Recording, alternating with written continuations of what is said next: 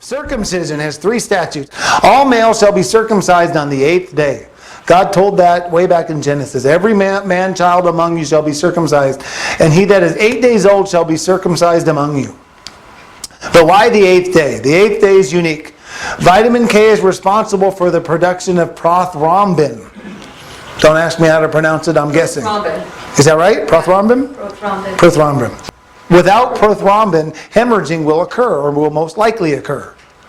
This is required for blood to clot, which is necessary for surgical success.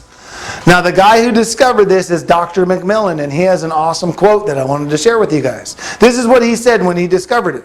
He said, "We should commend the many hundreds of workers who labored at great expense over a number of years to discover that the safest day to perform circumcision is the 8th. Yet as we congratulate medical science for this recent finding, we can almost hear the leaves of the Bible rustling. They would like to remind us that 4,000 years ago, when God initiated circumcision with Abraham, he did not pick the 8th day after many centuries of trial and error experiments. Neither he nor any of his company from the ancient city of Ur in the Chaldees ever had been circumcised. It was a day picked by the creator of vitamin K." Wow. Obviously, this man was a believer. And it was a pretty powerful quote to see that the guy that discovered it, I mean, he just laid it all out in that one quote. Yeah. Credit's due. But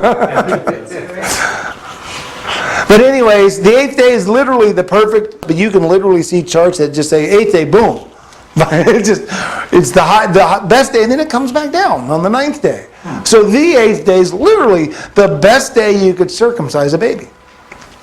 Strangers and foreigners are to be circumcised if they live in the land. And you shall be circumcised in the heart. Circumcise therefore the foreskin of your heart. Circumcision was the sign of the Abrahamic covenant. The Abrahamic covenant is the covenant of faith. Remember we went over that? Abraham believed God and was accounted to him for righteousness. Paul quoted this. It's the covenant of faith. It represents the internal work of the circumcision of the heart.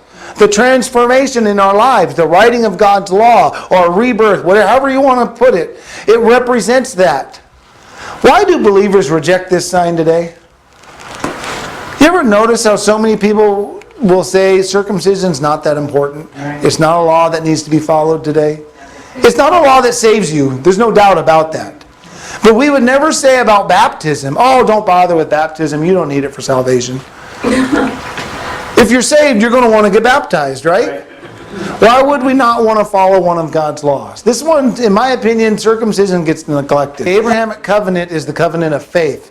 It's our covenant today. But there are tremendous amounts of health benefits to circumcision. No, I totally get, if you're an older man and someone's telling you as an older man you need...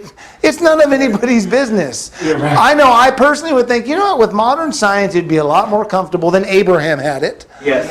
I think I would probably do it, just to be obedient. It'd still be uncomfortable. I'm not saying it wouldn't.